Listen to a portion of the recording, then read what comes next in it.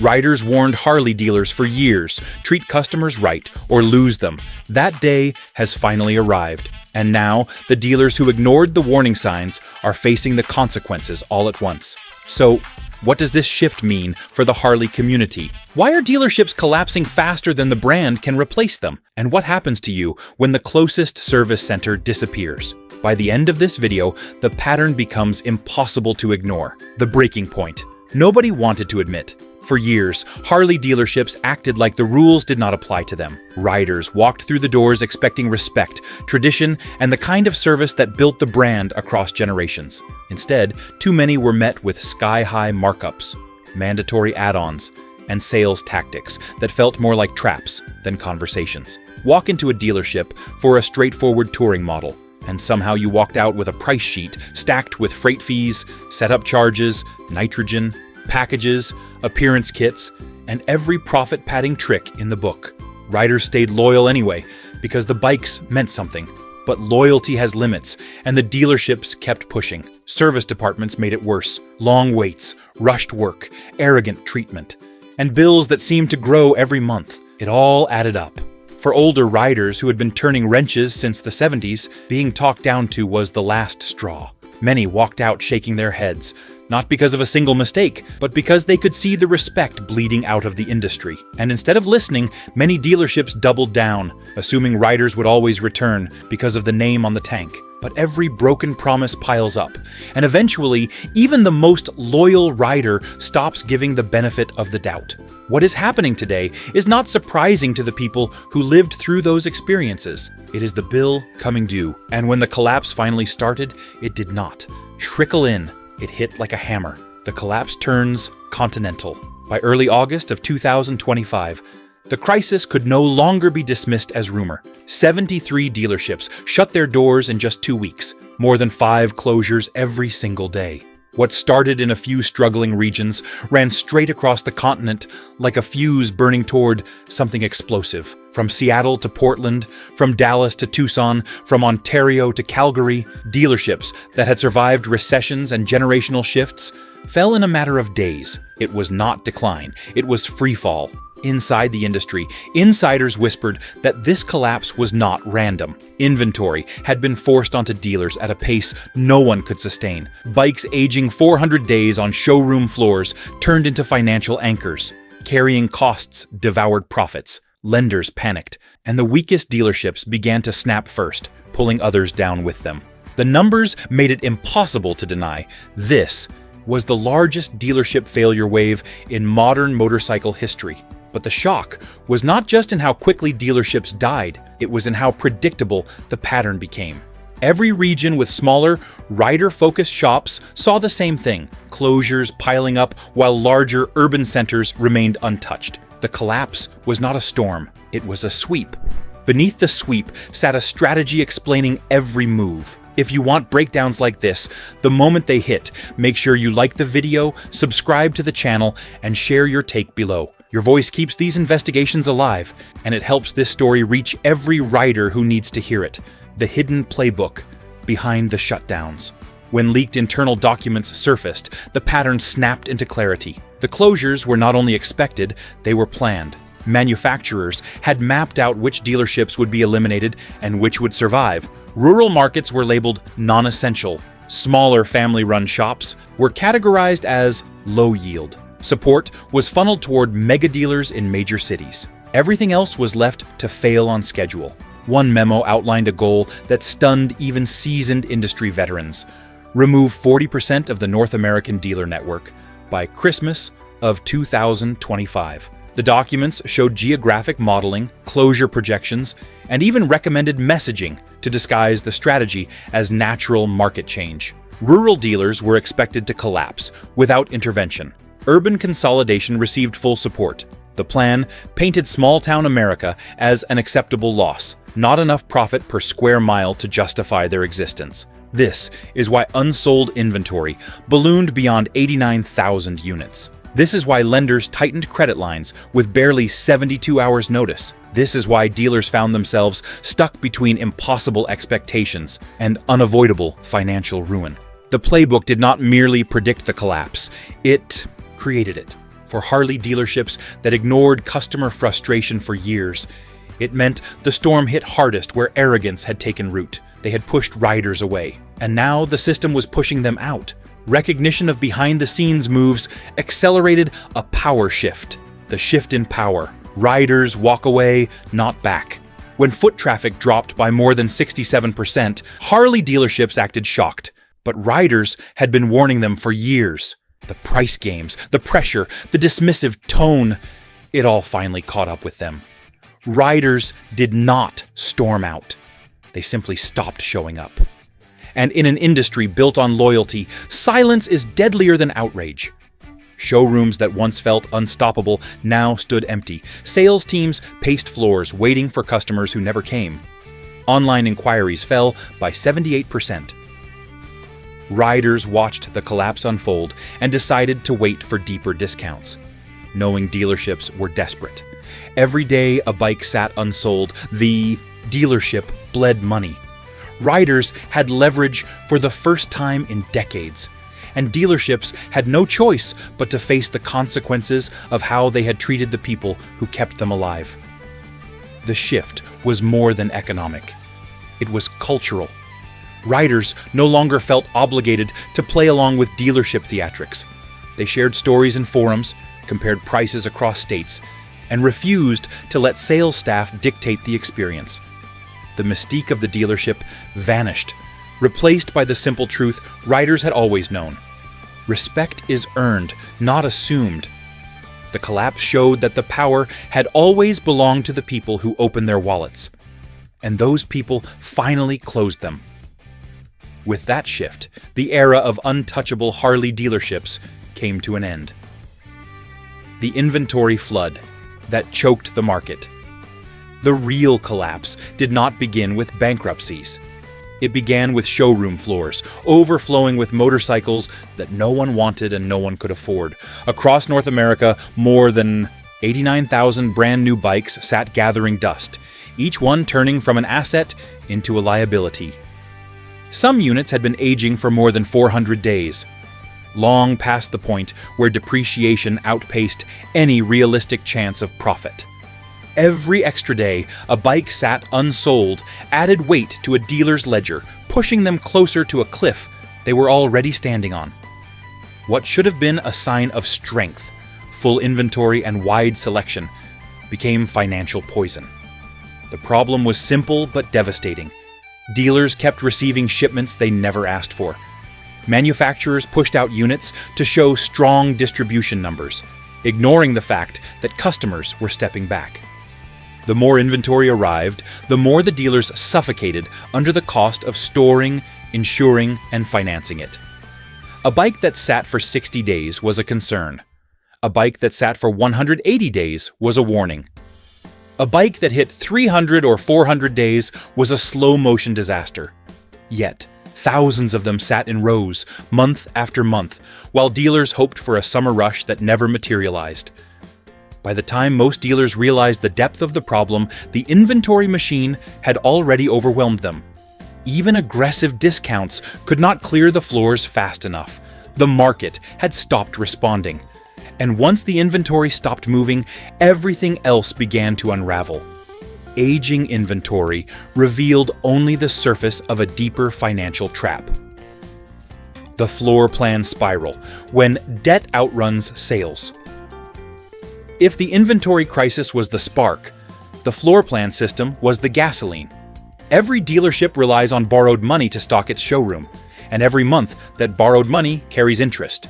In normal times, steady sales make the costs manageable. But when bikes stop moving, the interest does not slow down. It accelerates. Leaked ledgers from multiple closed dealerships revealed monthly carrying costs climbing to more than $73,000. Some stores, in high-cost regions, were sinking under more than $100,000 in interest and fees every 30 days. No business can survive when debt grows faster than revenue. The most brutal part of the floor plan spiral is how quietly it begins. A dealer has one slow month and assumes the next will be better. Then a second slow month hits, and the interest rate ticks up. By month 3, the lender starts asking questions. By month 4, bikes are aging into dangerous territory. By month 5, the dealer is juggling overdue payments, inventory audits, and manufacturers still shipping units as if nothing is wrong. That is when the spiral tightens, because lenders do not wait for recovery. They pull credit lines, demand immediate payment, or freeze accounts, leaving dealerships unable to buy parts, pay employees, or even keep the lights on. In leaked correspondence, one dealer described the experience as trying to breathe with a rope around your neck. The numbers did not bend, and the lenders did not negotiate. Once the floor plan spiral reached its peak, the outcome was predictable. The doors closed, the lights shut off, and another dealership disappeared. Now, when debt crushed the balance sheets, dealers turned to their final and most desperate move, selling below cost just to stay alive. Below cost selling, the last stage, before collapse. When a dealership reaches the edge, profit becomes irrelevant. The only goal is survival. Internal memos from multiple locations revealed instructions that would have been unthinkable a few years ago. Accept any reasonable cash offer, even if it means losing thousands of dollars per motorcycle. One memo from a mountain region store urged staff to move certain touring models for prices between $3,000 and $7,000 below what the dealership originally paid. The message at the bottom was blunt. Cash flow is life support. This kind of selling is not a tactic. It is triage. Dealers slash prices to raise whatever cash they can before the bank steps in or the manufacturer calls the loan. Showrooms that once held firm now look like liquidation floors, with managers whispering discounts unthinkable a year ago. Riders see opportunity, but dealers hear the ground breaking beneath them. And once below-cost selling begins, the damage accelerates. Customers wait for even lower prices, starving the dealer of lifelines. By the time most embraced fire sale pricing, the clock had already stopped. The last invoices only padded the closing paperwork. Some dealers tried to cut their way to safety. Others never had a chance because their locations were already marked for elimination. The abandonment of small-town America. The most painful part of the collapse is not the financial numbers, it is the geography. Leaked strategic plans showed clear intent to eliminate up to 75% of rural dealerships by early 2026. These were not random targets, they were chosen. Small towns, cross-country routes, and underserved regions were classified as low-value zones, scheduled for reduction to streamline the network. For riders in those areas, this meant losing not just a dealership, but a support system built over decades. The logic behind the cuts was clinical. Large urban centers promised higher foot traffic, higher accessory sales, and more predictable service revenue. Rural stores required longer travel distances, smaller customer pools, and less profitable margins. The strategy called it market concentration.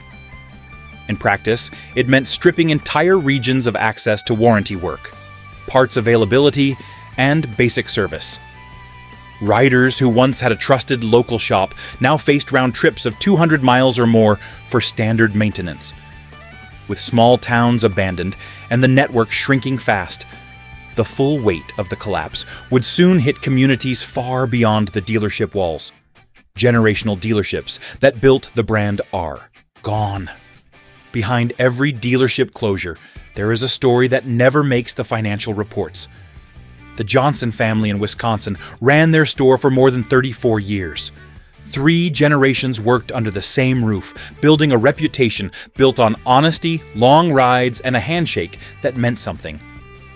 The shop began as a one-bay repair shed in the early 1990s and grew into a local institution.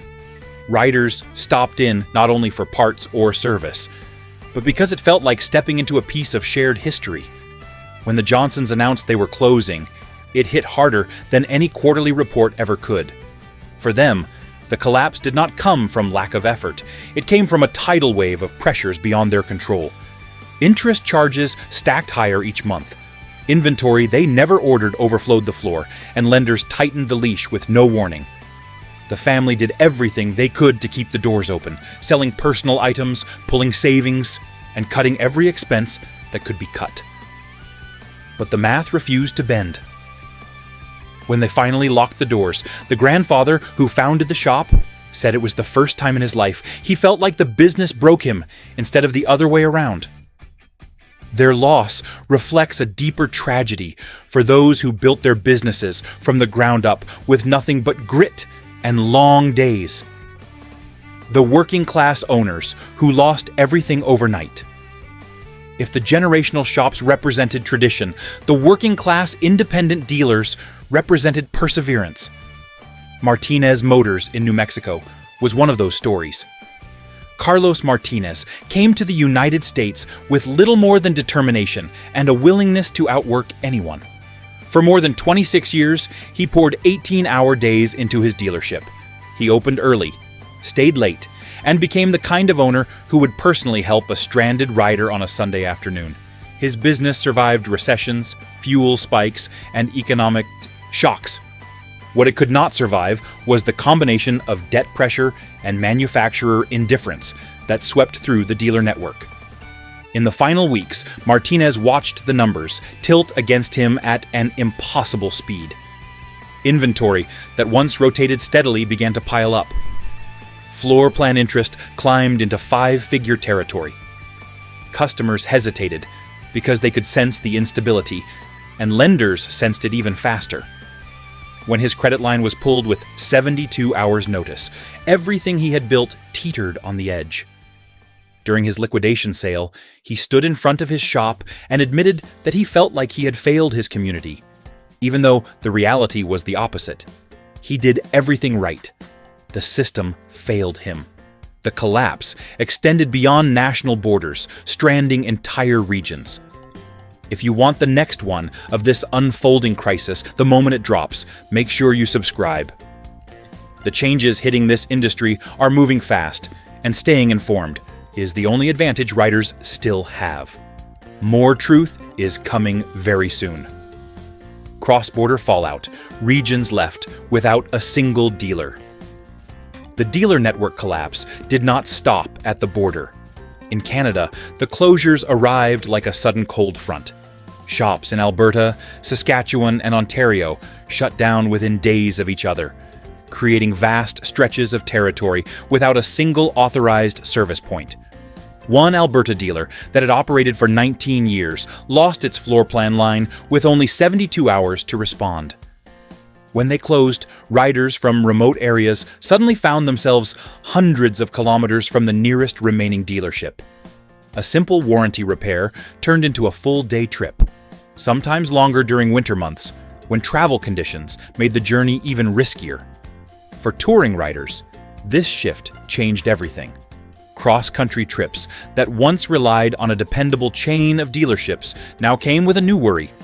What happens if the bike breaks down in the wrong stretch of highway? Service deserts, once unthinkable in Canada, became a harsh new reality. Riders accustomed to open landscapes and long-distance adventures suddenly faced the possibility of being stranded without support. The closures drained not only convenience but confidence. But the impact reaches even beyond riders and dealers. Entire communities now feel the weight of each shutdown. When a dealer dies, a community feels the shockwave. A dealership is more than a place to buy a motorcycle. It is a local employer, a gathering spot, a small business anchor, and sometimes the only stable commercial operation in a rural town. When a dealership closes, the effects radiate outward like a dropped wrench hitting concrete. Each shutdown eliminates an average of more than 20 direct jobs, from technicians to sales staff to service writers. But the indirect losses can be even higher, affecting aftermarket shops, gear retailers, independent mechanics, food stops, and motels that rely on rider traffic. Consider a small-town dealership that had been operating for decades. When it closed, the local diner lost its Saturday breakfast rush of riders. The gas station saw fewer weekend fill-ups. The motels along the nearby highway had fewer touring groups passing through. Even local charity events suffered, because dealerships often hosted rides, fundraisers, and community gatherings that kept civic life vibrant. The collapse did not simply eliminate businesses, it hollowed out culture. As these human and community losses accumulate, the story shifts from economic downturn to something much more systemic.